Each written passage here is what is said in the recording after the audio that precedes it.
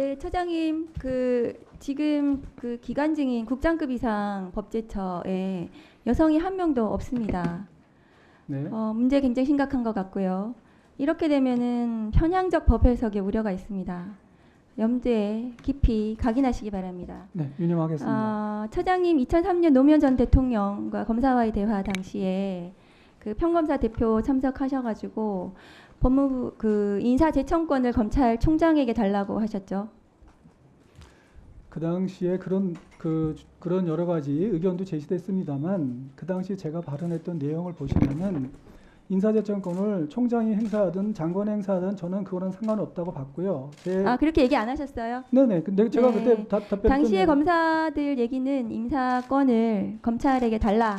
이게 이제 주된 요구였던 것 같고요. 지금 그 주장이 실현되셔가지고 윤석열 검사가 검찰 인사권을 좌지우지하고 있습니다. 다음 문재인 정부 당시에도 윤석열 검사장 중앙지검장 임명에 대해서도 강도 높게 비판을 하셨더라고요. 당시에 장관이 제청하지 않은 인사 불법이다 이렇게 맞죠? 맞습니다. 절차를 좀 지켜야 된다고 하는 취지여서 그렇게 주장을 했습니다. 예, 그 다음에 윤석열 검찰총장 징계 처분에서 원고 대리인 변호사로 활동하셨습니다. 맞습니까? 맞습니다. 징계위원회, 그 다음에 직무정지 관련한 집행정지, 그 다음에 징계 관련한 징계 처분의 집행정지 1심까지 활동하셨죠? 그렇습니다. 당시에 주장하셨던 감찰이 위법하다, 불법하다 주장하셨던 것이 2심까지 모두 적법하다고 인정이 되었습니다. 제 생각에는 처장님께서 법률가로서 매우 자질이 부족하신 것 같습니다. 그런데 처장님이 지금까지 걸어오신 길을 보면은 검찰권 수호에 진심이셨던 것 같습니다. 지금까지 모든 행보들이 검찰권의 수호를 위해서 복무하신다고 저는 생각합니다. 근데 올해 5월 대법관 물망에도 오르시던데 실력이 없으셔서 대법관 잘 하실 수 있을지 모르겠습니다. 다음 거 보여주세요.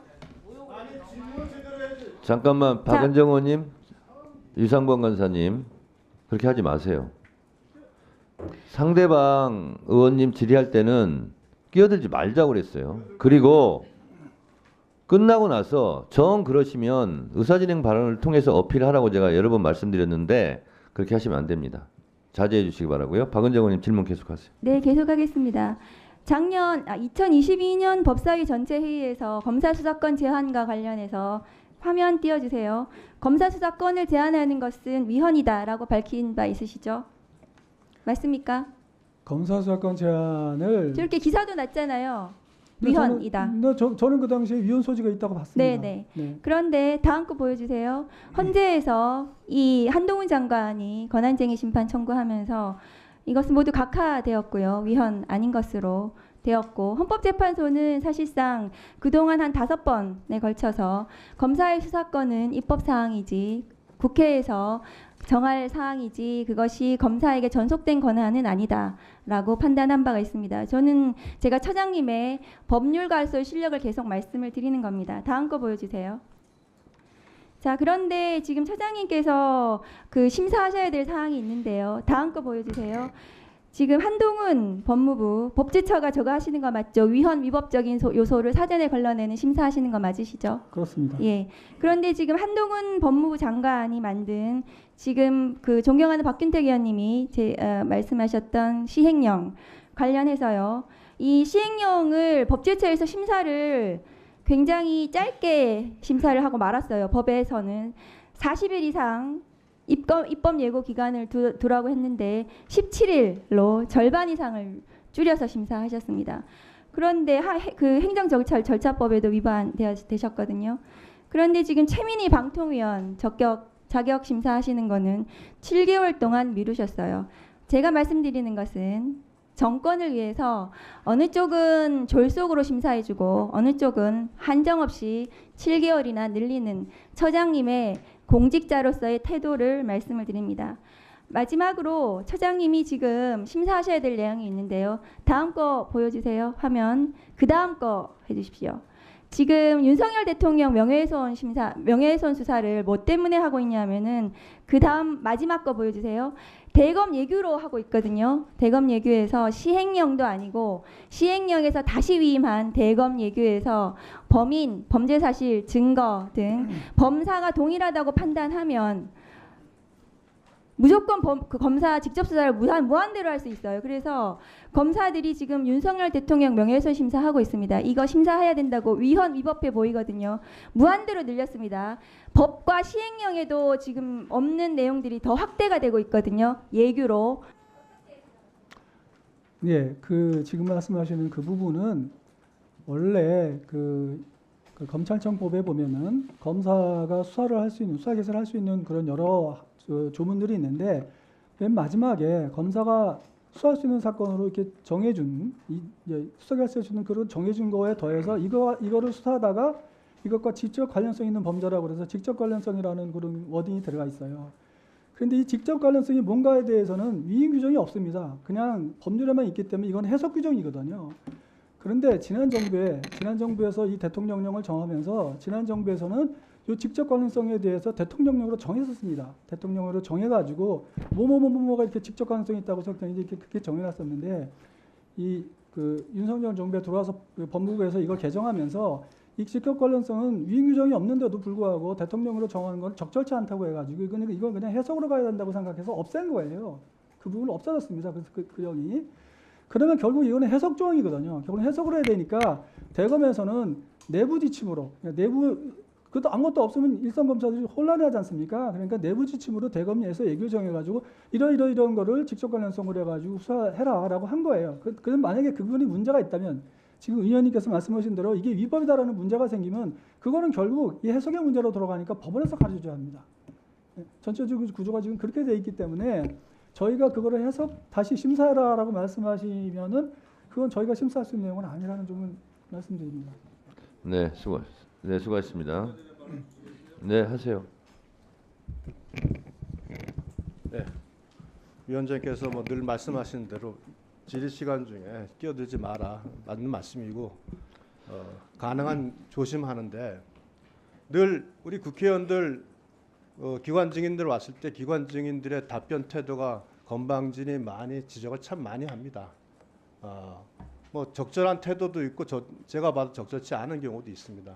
그런데 중요한 거는 이분들도 정당한 절차를 거쳐서 정당한 대통령의 임명을 받아서 되신 분입니다. 선출된 사람이 우위에 있고 임명된 사람이 하위에 있고 그렇지 않습니다. 기관 증인으로서 나와서 증언하는 겁니다.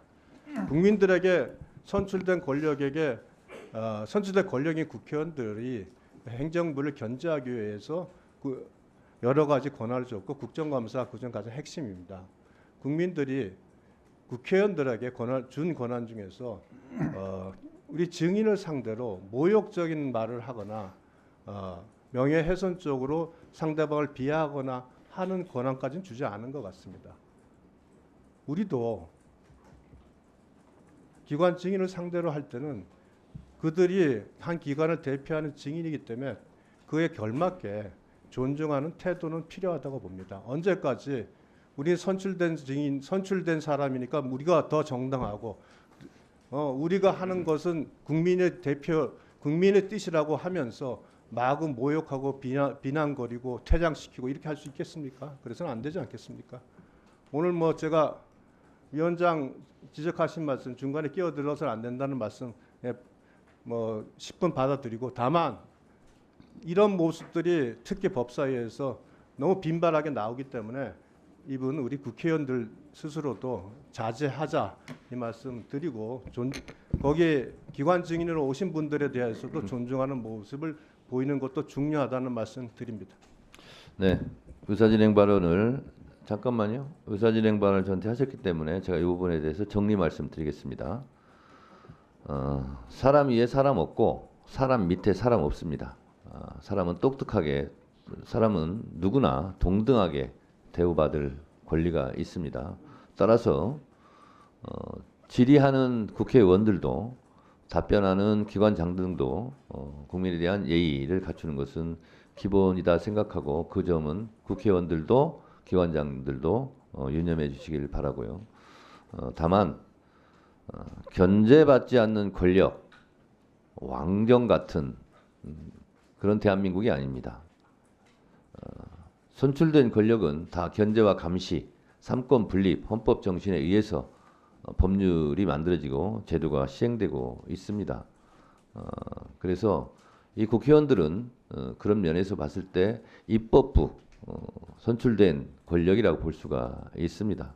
이 입법부의 권한은 입법권이 있고 행정부 감시 견제권이 있는 겁니다.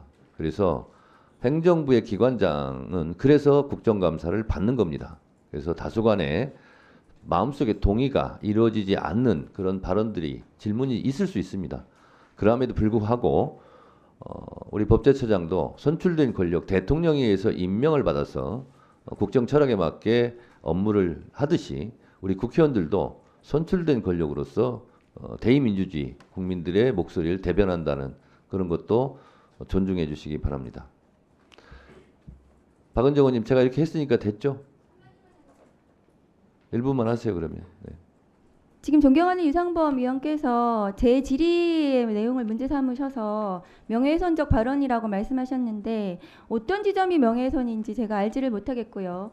지금 저는 이완구 법제처장님이 그 법률가로서 법제처라는 것은 우리나라 법률을 가장 정점에서 심사하는 곳 아닙니까? 그럼 법률가로서 자격이 돼야지 되는 거죠. 그렇기 때문에 그 부분을 제가 지적을 한 겁니다. 과연 법제처장으로서 법률을 심사할 만한 자질과 능력이 되는지 부분에 대해서. 그리고 그 이후에 발언하셨던 부분이 헌법재판소에서도 지금 그것이 받아들여지지 않았고, 게다가 윤석열 징계 소속에서는 감찰이 불법했다고 주장했던 것들이 판판이 모두 다 깨졌어요. 그러면은 법률가로서 그 능력이 있는 것인가, 법제처 심사를 잘 하실 수 있는가, 그렇게 제가 질문한 거지 어떤 부분이 명예훼손적 발언이라고 하는 건지 그것을 모르겠고, 지적을 하시려면 앞으로 이것도 제가 정리해서 말씀드리겠습니다. 대한민국 헌법은 사상, 종교, 양심의 자유가 있습니다. 따라서 어떤 주장을 할 수가 있어요. 그리고 그것이 명예가 훼손됐냐 안 됐냐는 각자의 의견이고 주장일 수 있고 판단일 수 있는 거죠. 그래서 그런 부분은 제가 개입할 수 있는 문제는 아닌 것 같아서 개입을 하지 않고, 저는 팩트가 이건 정확하게 틀렸다. 그래서 국민들이 이것은 인식에 오류가 생길 수가 있겠다 하는 부분은 제가 가급적이면 그런 부분들은 개입해서 정리를 하고 있습니다. 그래서 박은정 의원님의 주장도 그 생각에 커트라인, 눈금이 없습니다. 마찬가지로 유상범 간사의 주장도 수치화하기가 어려운 부분이 있습니다. 그래서 이것은 두 분이 그냥 주장하신 걸로, 그리고 판단은 국민들이 하시는 걸로 하고 넘어가도록 하겠습니다. 됐습니다. 예, 그냥 하시죠. 여기서부터 잠깐 주목해 주시기 바랍니다. 제가 구독자분들을 위해서 깜짝 선물을 하나 준비했는데요. 제가 항상 여러분들께 뭐라고 말씀드렸나요?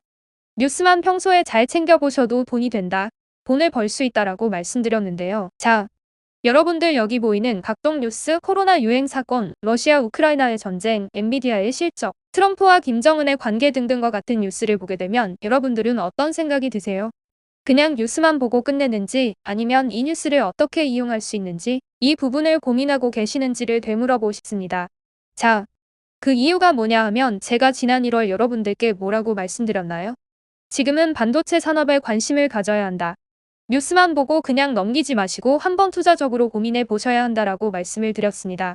그리고 나서 이런 썸네일을 유튜브나 뉴스를 통해서 많이 보셨을 텐데요. 이런 반도체 산업이 이슈가 되었을 때 부자들은 어떻게 생각한다고 했나요? 반도체와 관련된 투자 수단은 뭐가 있는지, 어떤 주식이 가장 좋은지, 어디에 투자해야 돈이 몰리는지 자연스럽게 생각한다고 제가 말씀을 드렸죠. 그 이유가 부자들이 봤을 땐 이슈가 돈으로 이어지고 그 이슈가 나에게 돈을 벌어준다는 경험적 확신이 있기 때문에 부자들은 항상 이런 사회적 이슈와 돈의 흐름을 관심 있게 쳐다본다고 제가 말씀드렸는데요. 이번에도 마찬가지입니다. 제가 지난번에 시청자분들과 함께하는 주식으로 수익 내기 이벤트를 진행했었는데요. 당연히 100% 무료로 진행되었고, 자, 여기 보시면 아시겠지만 제가 지난번에도 저한테 구독이라는 문자를 보내주신 모든 시청자분들께 이렇게 반도체 관련주 중에 많은 종목이 아니라 가장 급등할 확률이 높은 딱 한 종목, 한미 반도체 한 종목만을 추천드렸어요. 그러면서 여기 나와 있는 대로 정확히 얼마에 매수해야 하는지, 수익률이 얼마가 나왔을 때 팔아야 할지 정확히 말씀드렸는데 지금 실제로 어떻게 되었나요? 오른쪽을 보시면 아시겠지만 제가 1월에 문자로 한미 반도체를 소개해드리고 나서 실제 3배 이상의 급등이 나왔죠. 그래서 당시에도 굉장히 많은 분들이 제가 드린 이 종목으로 수익을 크게 내실 수 있었는데요. 다시 한번 수익 축하드리고 이번에도 마찬가지입니다. 최근 우리나라뿐만 아니라 국제 정세가 매우 불안정합니다. 과열된 AI 이슈와 함께 채권 가격과 일본 엔캐리 트레이드 청산으로 휘청거리고 있는데요.